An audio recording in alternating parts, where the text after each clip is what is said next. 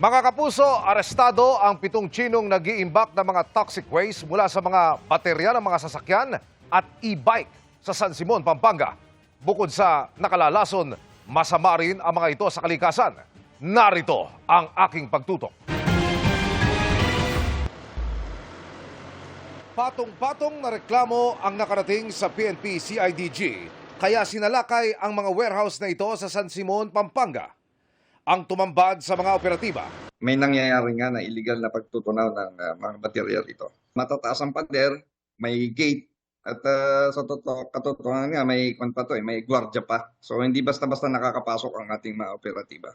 Hindi bababa sa 15 million pesos na halaga ng mga baterya ng kotse at mga e-bike ang na-recover sa raid. Dinampot naman ang inabutang 7 Chinese, kabilang ang umano'y promotor ng iligal na operasyon. Nakipag-coordinate na po tayo sa Bureau of Immigration para malaman natin kung anong status.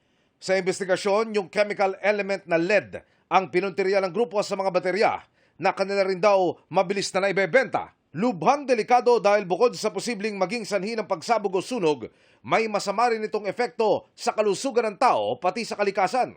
Walang komento ang mga dinakip na maharap sa kasong paglabag sa Toxic Substance and Hazardous and Nuclear Waste Control Act of 1990. Para sa GMA Integrated News, Emil Sumangil, nakatutok 24 oras.